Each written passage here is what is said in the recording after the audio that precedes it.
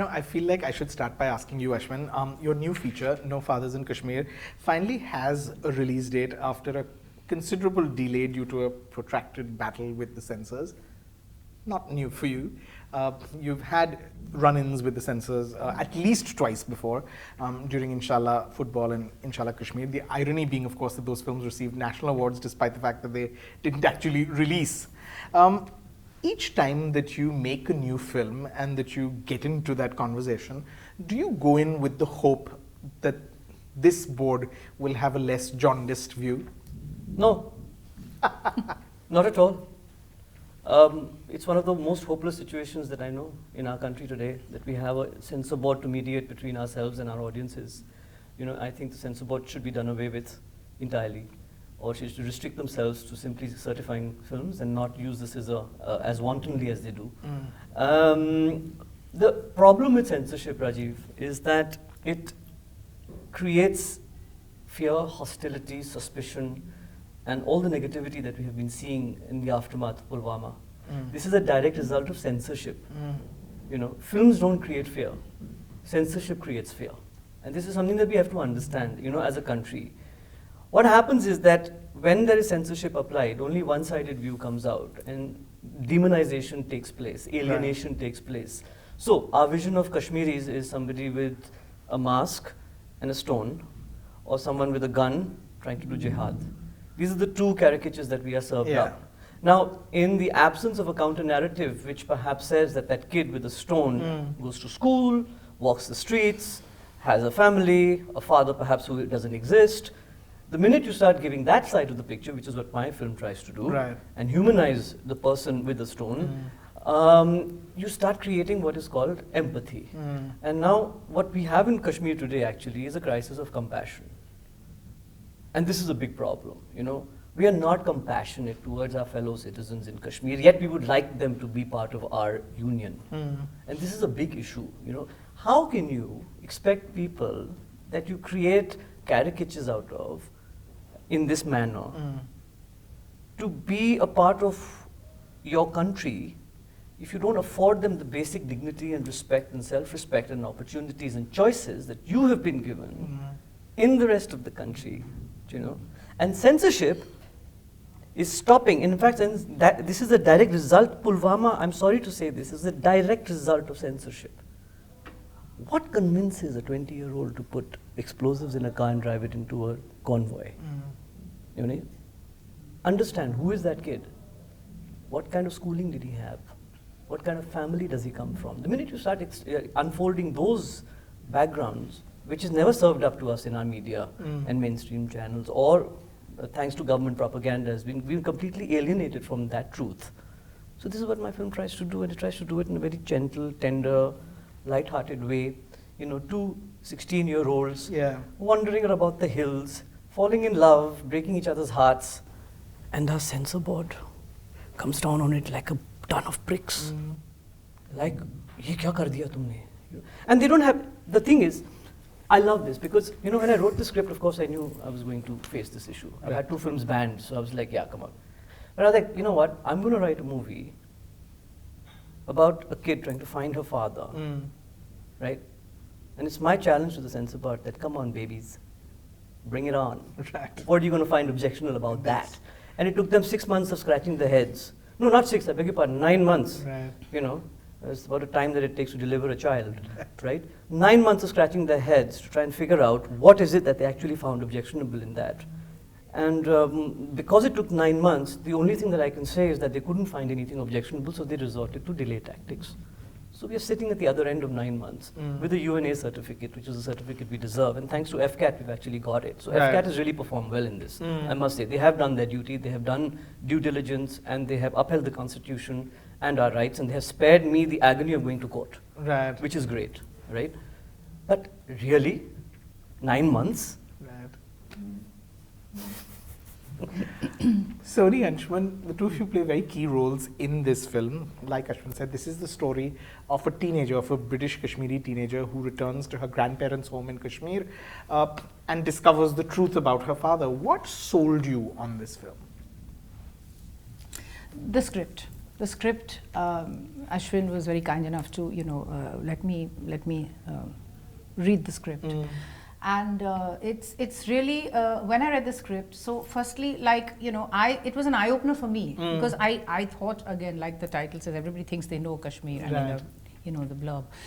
I also thought I knew something about Kashmir, but when I read the script, it really made me understand more, and so therefore I got very excited and very inspired, because I felt this is something that must go out there. Sure. And I was very, very keen to be a part of it for that reason. Yeah. With me, it was a case of wanting to work with him because I've seen Little Terrorist. Yeah. I've seen his previous work, and I'm a huge fan of his work. And because I've grown up on a diet of stage, I like paths which are not going down the treaded path. Right. So when his team called me and shared the script, I loved reading for parts. And he said, can you read and send it? Because I wasn't convinced that I would fit it, because it was an army major. Right. And I look nothing like, What our impression a of conventional. a major is, right. So yes, I read it. By God's grace, he liked it. And then we started filming. Honestly, the script is sacrosanct, right? It's the Bible. The moment I read the script, like Soni aunty said, it's your Bible. And this script is a story that needs to be told for the simple reason that we all have an impression of Kashmir, and here's a filmmaker who knows the region as well as probably anyone else in the country who's in the film business, and is dishing out a cuisine here where you can actually smell the flavors and the reality of the place. So it was a complete no-brainer for me to, and also once I reached set, he just let me loose. Very rarely do you come across parts where he says, just have fun. Also, because he's an actor, I think he gets a certain amount of, he knows instinctively what works, what doesn't. Right. Here, every villager is an enemy and a countryman. Where is he? Nahi malum. Will he come back? Ashwin, at the start of the film, you state that the Kashmir crisis has been going on since 1947, and you talk about the number of lives that have been lost since. But in the light of the recent Pulwama attacks and the Balakot strike, what message do you hope that the film will convey? Thank you for asking me that, Rajeev. I made this film for the millennial. We have the world's youngest population in our country, okay, and that's a privilege, and it's a huge opportunity. And one of the biggest opportunities we have is the irreverence, Right. And the fact that they have Uncle Google at their thumbnails, right? Because your generation, my generation. I'm sorry if That's I right. can No, count you as my pretty generation. much. Can I? Of course. Can I do that? Of course you All can. So our generation, we were pretty much dished out the alleged truth. And we sort of accepted it, my baap government bol rahe to hoga, and we went along. These guys are very skeptical, The minute you start saying something to a kid, his eye is not on you, he's on his phone, he's trying to check it out. No, really? Is that true? This skepticism is beautiful. And it's very important for politics. It's very important for polity to exist.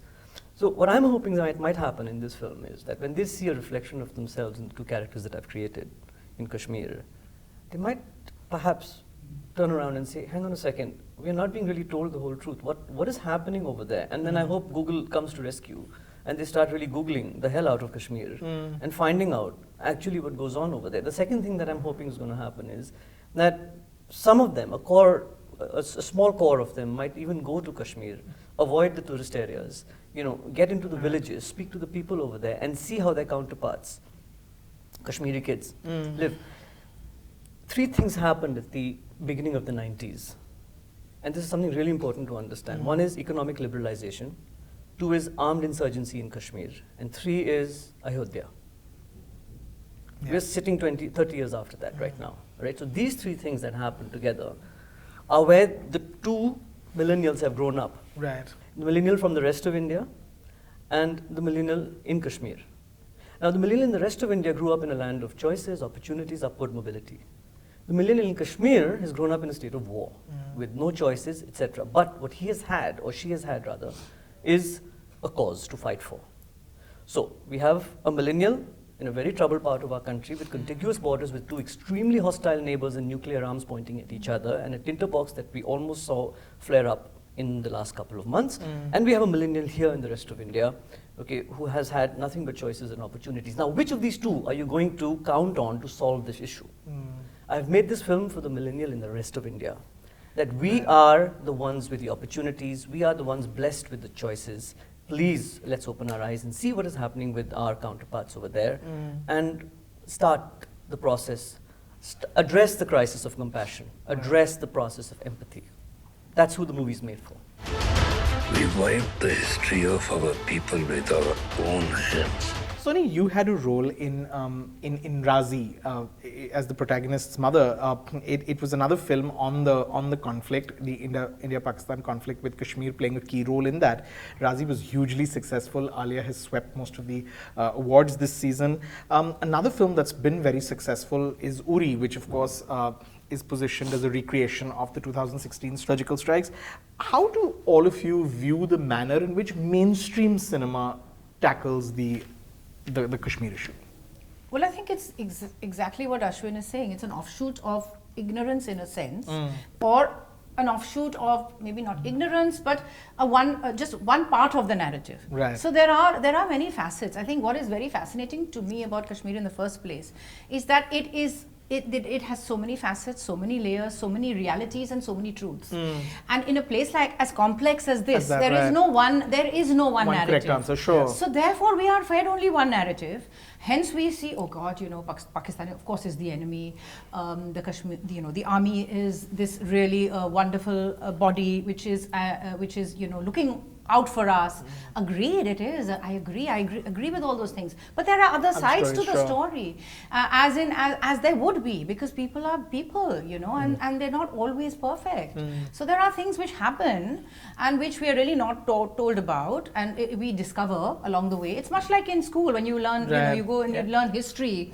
You're not taught about the Indian Mutiny. You're taught about all other things, the freedom struggle and year and war. But I found out about the mutiny much later on when I left school. So I think these are the sort of narratives which we are fed, and as a result we have a slightly lopsided view. And I think it's because cinema has to be a composite culture in our country. We have to be able to have other discourses and see it in its entirety. And I think that's only fair. Yeah. Rajeev, Kashmir is so beautiful, right? And cinema has showcased that beauty. Be it Yashji, over the years we've seen how stunning it is. Right. It's also extremely tragic. So if I may say, it's beautifully tragic, right? Now, what happens is we keep showing one dimension. I have family in the army. So the army they are these courageous lot of people who are, we are in peace because of them. Yeah. But there is also a human side to them, right? They are living mentally in that space. Very seldom does a film try to capture that. Yeah, it's great to be a hero. We all know they are heroes. Right. But what are they living through? So it's imperative. We've had Border, we've had Uriel, amazing films. Right. I have seen them, I have enjoyed them, but it's a bit of a one-track showcasing of what they're doing there. There is a lot more. It's a caricature. Sorry. Yeah. If I can interrupt. Yeah, please. It's a caricature, and like all caricatures, it does disservice to the reality. It does disservice to the audience who's receiving it. And I think it does great disservice to the people that you're trying to represent. Now, if you're, again, I circle back to my original idea that if you're trying to call these people as a part of your union, and you're saying that, okay, Kashmiris are ours, and ये अटूट अंग है, इसका मतलब क्या है? मतलब ज़मीन अटूट अंग है कि लोग अटूट अंग हैं, क्योंकि लोगों का तो आपने कदर ही नहीं किया ना, आपको ज़मीन चाहिए. Rhetoric for the last 70 years is about ज़मीन. It's not about people. And this is the problem, and this has to change. So, when you take a Bollywood film, for example, and I'm not going to be I'm going to be very straight up about this. I think they've done disservice to the portrayal of Kashmiris. The closest example I can tell you, is when you see an Indian being portrayed in American cinema, with his head shaking, with that funny sing-song accent, doesn't it make your blood curl? Sure. Now imagine the Kashmiri. Imagine the tragedy. You have these horrific incidents happening in their place, and you go there and you show these pretty hills and these men and women, their love affairs, and that odd Kashmiri who'll come along is portrayed as this exotic bird. We are doing exactly the same fetishization as we would, that makes our blood curl when the British cinema used to represent Indians, like Mowgli, for instance, and such films like that in the 40s, makes your blood curl. Like, who the hell are these people? And why the hell do they do this? See, this is the alienation we are talking about. Our cinema, independent cinema in India, has gone to the villages of UP. You know, thanks to people like Anurag, we have films like that, you know, which have been drawn out from the ground, grit and the dirt of the ground, and they're brought into our cinemas. You know, now we know so much about what happens in, you know, in rural India, thanks to these kind of films. So it's a very similar process that needs to start in Kashmir, you know, particularly because of the tinderbox that we're sitting on over there. We need to start understanding lives. Can I just say something? Yes, of course. Yeah, I just feel that it's really, in order for things to ever improve or get better, people's problems and the tragedies that they've had to face need to be acknowledged. If you don't acknowledge it, it's like it never happened. It feels like you don't exist. And I can't even imagine the helplessness of somebody, and I'm talking about all facets, even the Kashmiri Pandits, for example. You know, nothing happened, nobody helped them or anything. So let's see in all its entirety. I feel, I'm a great believer in this phrase, truth and reconciliation, and it happened with the Germans after the Second World War. Today they have Holocaust museums because they shove it down the school kids' throat at the age of 14 onwards, that they have to go and see these museums. They have to understand that this was a terrible phase in their history, and only by confronting it can they ever hope that it will never repeat again. And I feel very respectful of that sentiment, and strangely I'm also half German, so I'm half German and I'm half Kashmiri. So I've got this like connection with both these, you know, and I'm always comparing the two and thinking, you know what, we really need to change our attitude, because it's only with this change of attitude that anything can ever hope to improve. You know, Rajeev, it's been an eye-opener for me personally as a human being, also this filming process. Because I had been to Kashmir as a teenager when I was acting with Barry John in a play, It's All About Money Honey. That's when I went. And from then to now, when I went to shoot this film, I learned so many things about the people, their food, and in hindsight now I question, I do this to Kolkata, I do this to Bangalore. Correct. Why don't I do this more often to the northernmost region of the nation? And I myself say it's the most beautiful place, and we all say that it is the most beautiful place in the country. So there's food for thought right there, and hopefully this film will serve that purpose.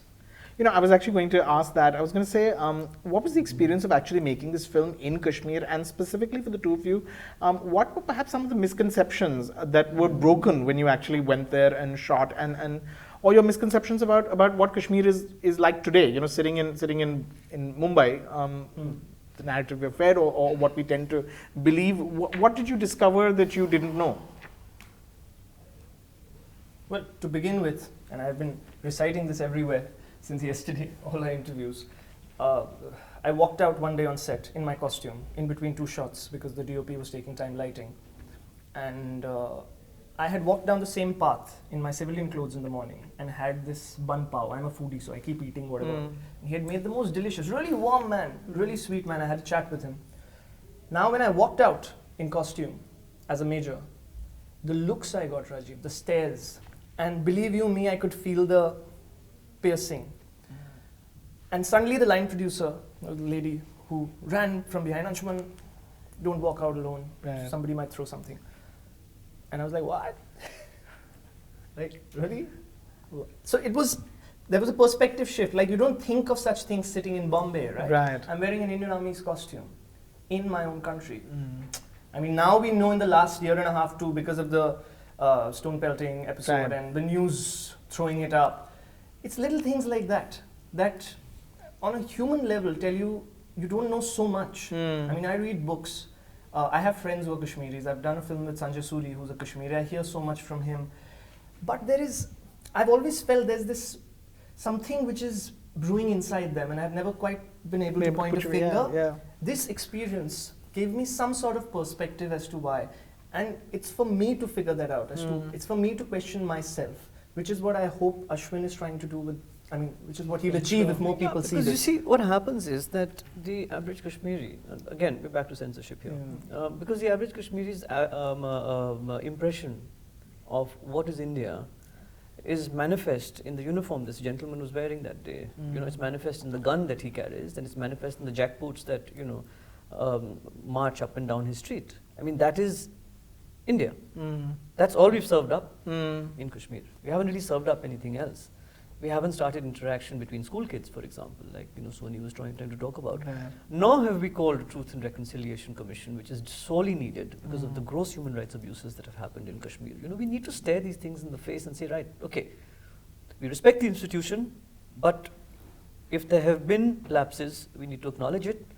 And out of respect for just human life and humanity, we need to say, hey, look, can we acknowledge this? Tell everyone the truth, call the perpetrators to book, and move on from here. That will do two things. One is, it'll obviously reassure the average Kashmiri that, look, we are being taken seriously after all, and we're not just being brushed under the carpet. And the second thing is, the institution itself will start self-correcting, right? Now, both these things are very essential to happen, otherwise we're going to be in this conflict for the longest time. But Anshuman's example is great, because actually this is the only impression that they have. And the impression we have, and the rest of the country looking back there, is similar. I mean, it's all to do with costumes, isn't it? It's to do with the mask. It's the visual imagery. It's the visual, it's the mask, it's the camo, it's the gun. And that's the image, and it's the sort of martyrdom. And irony, I made the short documentary series a few months ago. Where I had this audacious idea. I took, should I reveal this? What the, Rajeev, your show, I'm going to reveal this. Okay, I'm going to run this online shortly, so everyone can see it, right? I convinced an army officer's daughter, 3 of them actually, and 3 daughters of militants, who were both killed in Kashmir, to meet each other. Wow. Yeah, wow, but it's real. Right. That's what I did. I've gone and made this series. It's going to be a short documentary series which is going to play out on YouTube, along with the release of the film, right? Let's look at who these people are. Right. Who are the daughters of the army officers? Who are the daughters of the militants? They're human beings. Right. They're not aliens. Yeah. Let them start talking to each other. Wow. That's amazing. Yeah, can't wait to see what sort of unfolds. Yeah. Or how that. First week of April. Yeah. No, I mean, I always feel, whenever I go to Kashmir, firstly you have this really, as an Indian, as a person who comes from the rest of India, Right. you come there and then you feel it's very oppressive, the presence. At times it's worse, at times it's not so bad, at times it's very... So, kids over there who've grown up with this, that's for them normal. So they don't, I say, how are things? Normal. I said, what is normal? We've grown up with insurgency, so for us it's normal. We don't know any other reality. It's only when you go to the rest of India that you feel, "Arey, koi nahi hai, ye kya hai ye? Hum itne matlab where's the army?" Exactly. I mean, if I can add to what Soni just said, when we were shooting, a kilometer away there was an encounter going on. No, there was on the highway, remember? There was on a the big highway, thing happened. but you didn't come with us to Srinagar when we were doing the Srinagar schedule on the lake. Acha. And we were shooting all our, But usse pehle on the highway there was one big thing. In Panta Chowk in HMT, in outside downtown outside Srinagar, there was an encounter going on. Yeah, not even a kilometer and a half from where we were shooting. Yeah, but that's pretty normal. Normal. That's normal. क्या हो रहा है? अरे curfew लग गया वहाँ पे. अच्छा यहाँ तो नहीं है, नहीं यहाँ नहीं है, यहाँ करो आप. So वहाँ पे shutters down है, यहाँ पे shutters up है. तो यहाँ पे encounter होता है, फिर वहाँ पे shutters up हो जाती हैं. ये होता है यहाँ. I remember when I had... But it's projected in the rest of the country like पता नहीं क्या, मतलब whole valley shut down, everything this has happened. Also, Rajeev, I remember talking to somebody, and there was somebody I wanted to meet. I'm not going to mention any names. I wanted to meet because I wanted to talk to that person, and I was told no, he's not free tomorrow because his boys are going for stone throwing. जैसे कि हम होली के लिए खेल रहे हैं, that kind of a thing. On the agenda. So it was like, it was no. So he's busy with that because his boys are going for stone throwing, and but you want to meet another time, and I was leaving and all that. So it was just very interesting to know that okay, fine.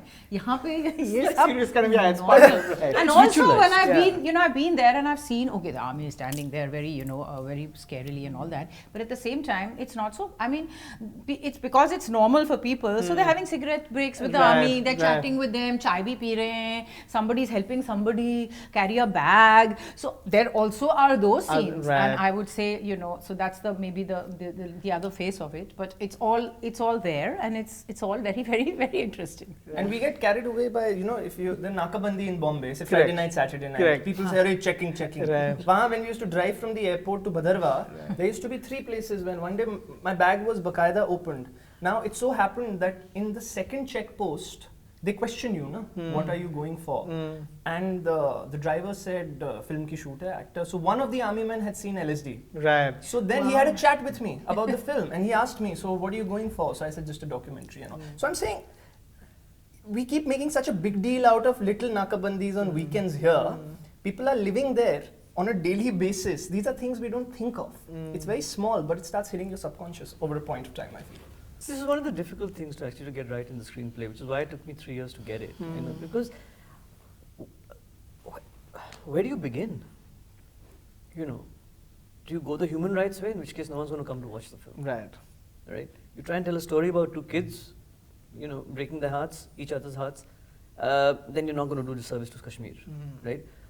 You try and talk about how radical Islam is taking over the valley, whereas then replacing Sufism, that's going to throw up a whole new bunch of challenges. You know, you're going to try and represent how the armies sort of, you know, you want to talk about what's happened to the people, and inevitably you end up talking about the army, and then you have a whole Pandora's box of problems that, you know, open up over there.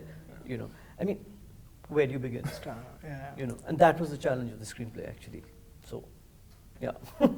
Soni, how did you get into the head of this woman? You, of course, play this mother whose son has been picked up and who never returns, and they wait and hope. How did you sort of put yourself in that woman's head and heart? With quite a lot of difficulty, because probably my perception of a woman whose son is not around and she doesn't know what's happened to him is very different to what probably the reality is. So Ashvin was a great help there. Also, I saw his documentary, and you know, the women whose sons have disappeared, they're very very emotionless. I think somewhere down the line you cut out that, and he was very helpful in that aspect, because I would have been much more sentimental about it, just being a, you know, mother and thinking of my child not being there and all. I would have probably gone in a completely different direction. So I really relied on the director here, who had this experience of such you know, women having suffered this. So it was very different to what my natural reaction would have been. I would have been a wreck, but I was not a wreck. I was pretty much fit, sort of not even, I wouldn't even say resigned. I think I would just been, deadened my heart in some way. You know. But we also meet her many years later. Yeah. That's probably how she may have been early on. Definitely early on. I mean, we would. Right. But somewhere down the line, you do. It's you know, like you know, it's like a breakup. You kind of. I mean, it's a silly example, but somewhere down the line, you just put that stone on your heart, and you can't keep feeling. How much can you feel? So you stop feeling at some point. Anshuman, without giving away too much, I don't know if it's fair to say, and we've already said he's a major, the character that you play, but he is, in a sense, the bad guy of the piece. Is he? How did you? It's complex. Right. How did you view him while preparing to play him? I'll quickly tell you a small example. And is it easy? I mean, is it? It's easy for a viewer to say bad guy, good guy, to sort of look at it as purely as in black and white terms. But in terms of playing it, Rajeev, when things got finalized and I was about to fly out, I have, like I said, my brother in the army. So it's something that he recited to me, and it gave me again a perspective. He said, when in the valleys we comb 10 homes in a village, there are 9 innocent homes. One out of that, we find something or somebody pops out and fires at us. But the fact is, the other 9 homes, which were innocent, have also been affected. So their anger, is that not right? Are we wrong in doing our job? There's no right and wrong here. You know, that's the first thing we need to accept. It's all very gray. So from an actor's point of view, it took me in a space which I really enjoyed because it was new to me. And then Ashwin had written him a certain way, and I don't think he's a bad guy. He's a 26-year-old major from the Bihar regiment who's been thrown into the valley. It's the lovely conversation we had when I was doing a background work on the character. He said probably he's just got married and he hasn't had time to spend with his wife. Do you remember? So now, this is a guy who's just got married. On his wedding night, he's been called that you need to leave tonight. Right. Now he reaches there and probably sees one of his brothers get killed or his best friend get killed. This is the conversation me and him had. Right, the that backstory. immediately gave me perspective. I said, all right, let's Now, this is a guy who's probably studied in Patna, so he's had that sort of conditioning. He's been exposed to those kind of things. The aggression in Bihar is inbuilt in him. So don't go by the way he looks, because he can be a real pain. Yeah, when thrown in a situation like that. So my approach, my takeoff point was that. And because of the lack of time, which in this film I feel was a blessing when I see it, I didn't over prep it. I let instinct fire. Right. And I think that worked for this particular character, because it's not good or bad. It's like I said previously, it's about the human element of the character, because these are people, right? Even when they're killing. And like I keep saying, in films we do show the bravado and the machoism of army men, you know, Right. how's the Josh, we do that. That's Right. great, because they are all of that. But there is also a human element to them, right? And that doesn't make me, we all have grays in our life. It's all, not all black and white. And what the army is going through there, imagine walking down the street and your own countrymen looking at you the way I just narrated. It's not, I mean, you and I can't even imagine it. It's only when, and they're living that life. It's also really scary. I mean, Yeah. you never know. Everybody's a potential threat to you, Right. as it is the other way around, and so it's a very volatile situation. Yeah. I think the Hindu concept of dharma really works here very well. Yeah. You know, because that is what I think is your last resort. Correct. In a situation like this. It is not right to be ransacking people's homes and turning them upside down, you know, especially. And equally, it's not right not to do so. So Right. that dilemma on the battlefield of Kurukshetra that is expressed Yeah. is the dilemma of the Indian Armed Forces today in Kashmir. You know, and there are these boys out there trying to perform what is essentially their dharma. And that is what is being expressed. And then when one car gets through, everybody says, And one car gets where through, was then everyone this? says, Yeah, where was the the investigation? intelligence and where were was the intelligence lapses? And But this they and don't that and realize the how other. many are actually prevented. So that's They are another. pointing I wanna know fingers. that too. They're Yeah. pointing fingers at that one incident. But what about the hundreds of army men who are standing over there, grappling with these dilemmas every day, right? Some of them maybe through the fact of the conditioning or whatever it is, excessively performing their duties, which is also human. Some of them may be underperforming, and so on and so forth. So it's not possible to say, where's the Josh? Because they're not talking about that in army messes. Right. In army messes, if you go and talk to army men, they're not talking about where's the Josh. They're talking about these issues, you know, and they're talking about trauma, Yeah. PTSD. Yeah. Soni's character, classic case of PTSD, Traumatic stress post-traumatic, thank you, post-traumatic stress disorder. The entire valley suffers from it, and there's one psychiatric hospital in the entire valley, right? I mean, that goes into another sort of issue about negligence. But the fact is that that's her character. It's not that she doesn't feel it. It's a way of dealing with it. I mean, I was bullied at school. I blacked out those years. Right. It's how you deal with it. I've actually blacked out those years, and when I meet those guys again, I actually don't remember things that they may have done to me. And this is you just black it out. That's right. your human way Of dealing with humanity. right. I mean, your brain can't deal with those things, Yeah. so you just black it out. Your circuit breaks, right? It's a circuit breaker. And in his character, it's the dharma, and how to do it. So Kashmir is pregnant with these sort of possibilities. Really, it's dramatically it's. You play a key role in the film, Arshad Lone. Why was it important to be this character yourself? Well, I got into.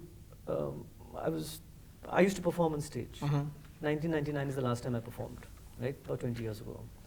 And the reason I moved to film, I didn't have any particular interest in making films. I'll be very honest. Okay, the reason I moved to film was that time there was no real career opportunity in doing theatre, right? So I said, okay, let me start.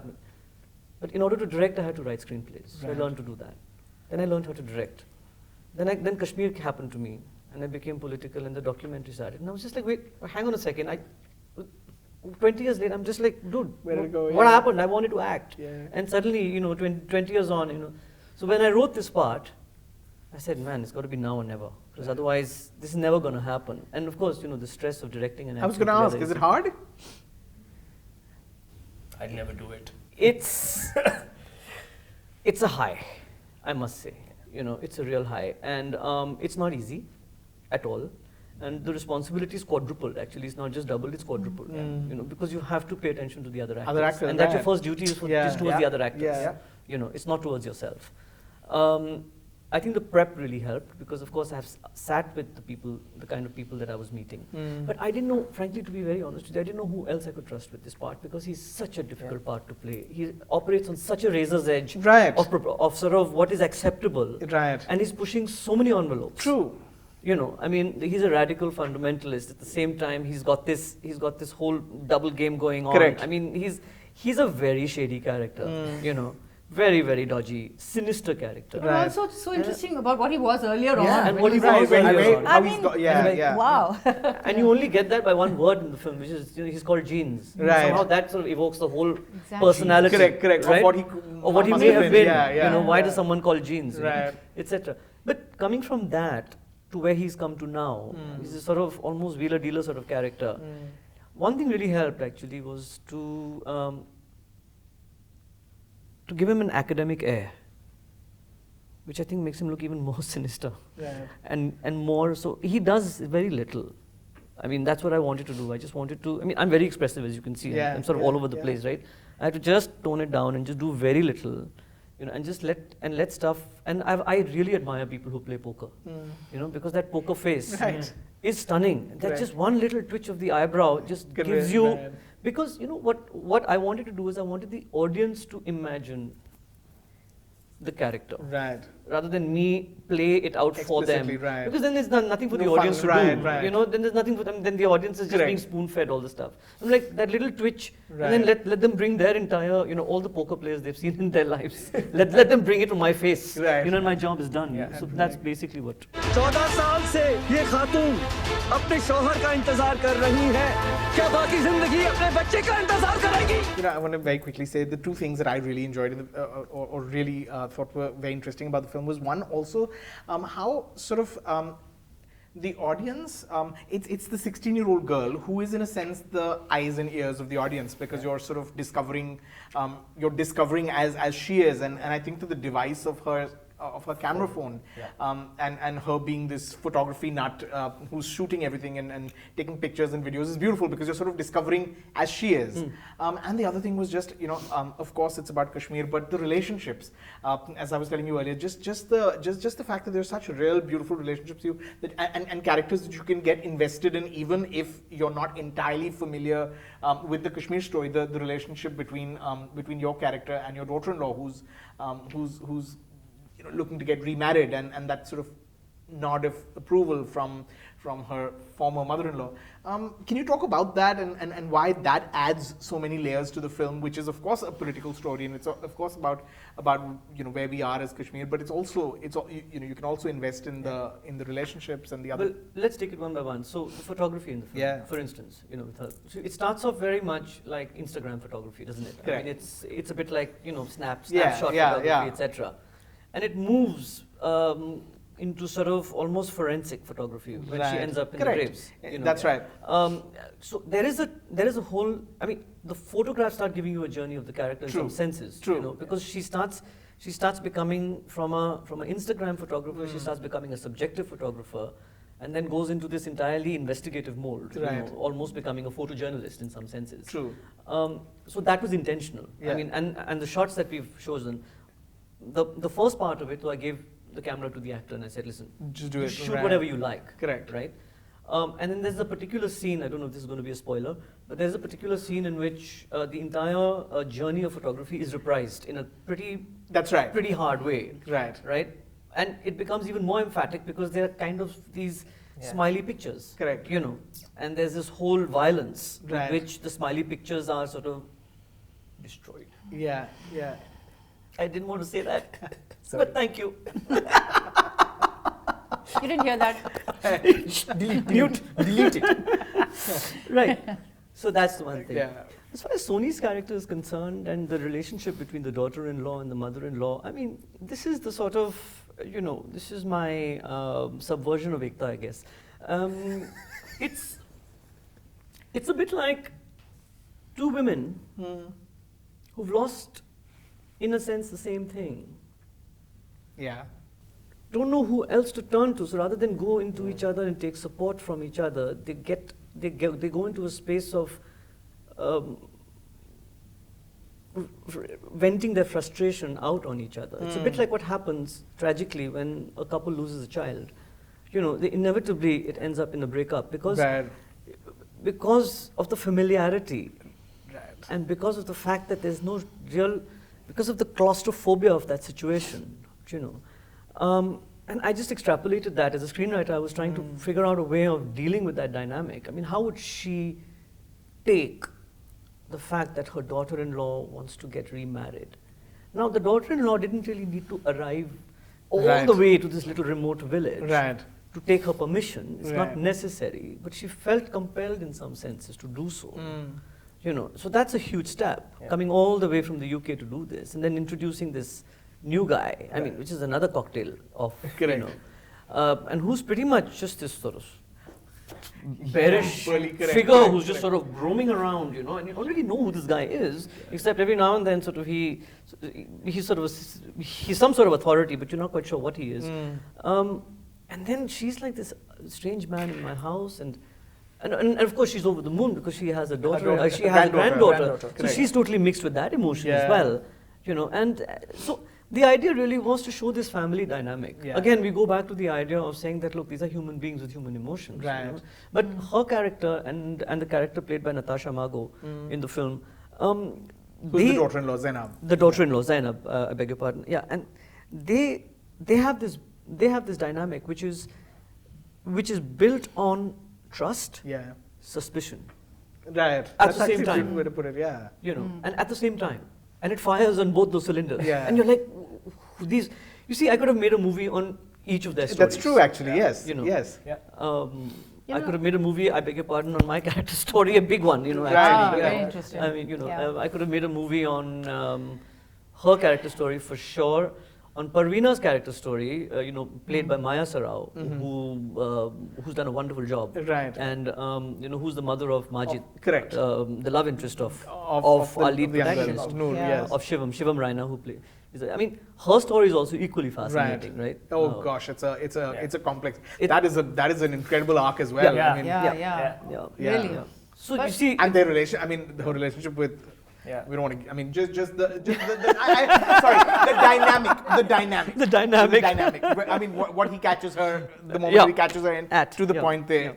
And also this young girl coming all the way from England who is a complete stranger to me, but she's my son's daughter.